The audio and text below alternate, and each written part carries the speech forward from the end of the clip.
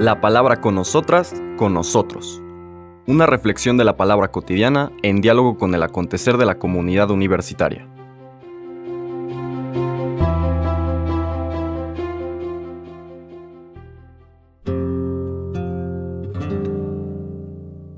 Hola, buenos días.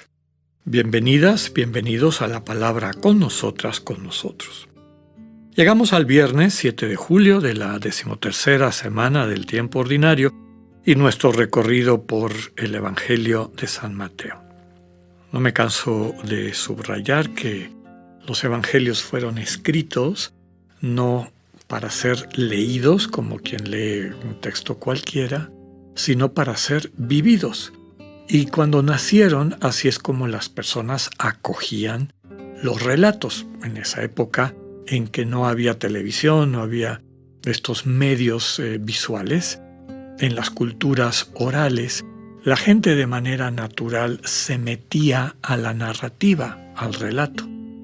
Lo que contaban los juglares, los cuentacuentos, los encargados de transmitir la tradición de la comunidad, lograban que sus escuchas se metieran al texto, sintieran. Al oír los relatos, los vivían. Y eso es lo que suscitaba, y así fue escrito el Evangelio de Mateo. Espero que a lo largo de toda esta semana hayamos podido irnos adentrando estas escenas y viviendo a profundidad el estado, el mensaje, la transmisión que cada uno de estos textos dentro de la narrativa nos quiso transmitir. Hoy llegamos a los versículos 9 al 13 de este 9º capítulo de Mateo, en secuencia con los anteriores, y llegamos a una nueva escena, a un nuevo mensaje. Es lo que se conoce como el llamamiento o la vocación de Mateo. En aquel tiempo Jesús vio a un hombre llamado Mateo, sentado a su mesa de recaudador de impuestos, y le dijo: «Sígueme». Él se levantó y lo siguió. Después, cuando estaba a la mesa en casa de Mateo, muchos publicanos y pecadores se sentaron también a comer con Jesús y sus discípulos. Viendo esto, los fariseos preguntaron a los discípulos: «¿Por qué su maestro come con publicanos y pecadores?» Jesús los oyó y les dijo: «No son los sanos los que necesitan de médico, sino los enfermos. Vayan pues y aprendan lo que significa: yo quiero misericordia y no sacrificios. Yo no he venido a llamar a los justos, sino a los pecadores». Palabra del Señor. Desde luego que este texto, que en la narrativa va inmediatamente después del de ayer, la curación del paralítico y estas murmuraciones de quienes dicen que Jesús blasfema, que les parece que qué barbaridad, cómo se atreve a hacer lo que solo Dios puede hacer. Le decíamos ayer, si solo Dios, a quien representamos nosotros, y nosotros somos que decidimos, y ya sabemos qué caminito tiene que seguir aquel para que nosotros digamos que está perdonado.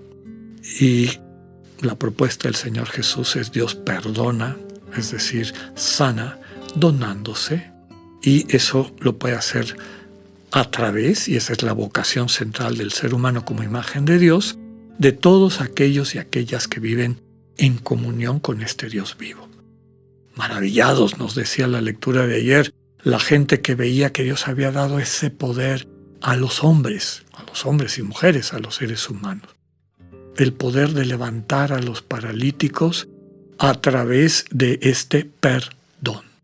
Sanar del pecado, sanar de la insensibilidad, la ceguera, el corazón de piedra propio de quien se ha dejado llevar por estos dinamismos de egoísmo. La lectura de hoy nos presenta la diferencia entre la actitud de Jesús y la actitud de lo que podríamos llamar, ya llamábamos ayer, una élite social religiosa, religioso-social, que sentían que iba de la mano, ¿no? Si esta gente es pecadora y esta gente es despreciable, nosotros somos los cercanos a Dios, los amigos de Dios, veían con un nivel de desprecio a estas otras personas, desprecio que se traducía también en estas prácticas culturales de lo que se llama comensalidad. ¿Con quién comparto la mesa? Es decir, ¿con quién comparto la vida? Porque en la mesa es donde normalmente nos reunimos para celebrar los acontecimientos importantes de la vida.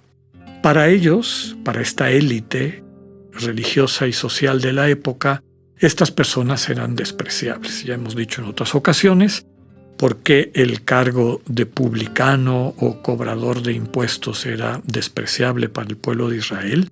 Les parecían desde luego traidores a su pueblo, se dedicaban a robar a su pueblo para entregarle a los romanos y quedarse con una parte. El Señor, a través de sus acciones, demuestra que la manera de transformar el mundo no es esta visión de pureza y distancia de la realidad de pecado, de las heridas de un mundo que sigue las reglas del egoísmo, sino que es a través de la misericordia, ¿no? Yo quiero misericordia y no sacrificios. Dios nos invita a que centremos nuestro quehacer religioso en tener un corazón, el cordis de la palabra misericordia, un corazón donde el que sufre, el que la está pasando mal, es decir, todo aquel que no vive en comunión con Dios, encuentre un lugar. Y en esa experiencia de acogida, de toparse con alguien que lo ve con una mirada distinta, una mirada que reconoce su dignidad más allá de las convenciones del mundo, pues empieza un proceso de transformación, de sanación, finalmente de reincorporación al proyecto de Dios, porque todas y todos somos hijos del mismo Padre. La lectura de hoy subraya el peligro de sentirnos élite, que nos lleva a endurecer el corazón, y que el proyecto de Dios, la identidad divina, está centrada en la misericordia, no en esta pureza, sino en la misericordia. La misericordia hace todo puro, no es al revés. No es el querer alcanzar una pureza que después traiga como consecuencia que Dios se nos acerque o nos tome en cuenta. Es ejercitar el amor que recibimos del Dios que nos acoge desde su misericordia y viviendo en ese corazón misericordia de Dios, descubrir que tenemos esa misma capacidad de tener un corazón que acoge a quien sufre y ahí ayudarles a que vean el mundo desde una perspectiva distinta, lo cual eventualmente se traduce en que cambien su manera de estar. No exculpa a Mateo en el sentido de la responsabilidad de sus acciones, pero sí muestra el camino para reincorporar al proyecto de Dios, a su familia, a la familia de Dios, a la mesa de Dios, a las personas que han estado fuera. El Señor Jesús una vez más rompe las reglas de ubicación jerárquica socio-religiosa. Desde luego que con una acción como esta queda claro. Sus bonos, digamos así, en esta élite se van por los suelos, pero a él eso no le interesa. Lo que le interesa es llevar adelante el proyecto de su Padre y tampoco se queda callado ante esa situación, sino que invita a aquellos que lo están criticando a que se abran a esta novedad del Dios que se manifiesta o que manifiesta su santidad a través de la misericordia que transforma el mundo. Esta libertad de Jesús sobre el qué dirán, sobre las convenciones propias de la práctica religiosa de la época, solo puede venir del amor. Para el Señor ese es el valor fundamental. Y las decisiones que va tomando, siempre en diálogo con su Padre, como nos lo presenta los evangelios en su oración cotidiana, le lleva a compartir la mesa con cualquier persona que lo acoja. Los evangelios nos presentan al Señor Jesús comiendo con fariseos, con pecadores, con publicanos, como aparece aquí, etc. Siempre el Dios vivo, el Dios que viene a salvarnos, está dispuesto a sentarse a nuestra mesa. Es en esa convivencia cotidiana, que desde luego tiene repercusiones o una referencia muy rica eucarística, iremos siendo sanados, iremos siendo transformados por este perdón que Dios nos regala. Que tengan un buen día, Dios con ustedes.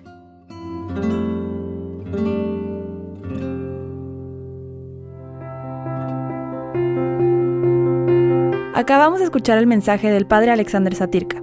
Escúchalo de lunes a viernes a las 8:45 de la mañana por radioiberoleon.com, a través de nuestra app gratuita para iOS y Android o por Spotify. Esta es una producción de Radio Ibero León en colaboración con el ITESO, Universidad Jesuita de Guadalajara.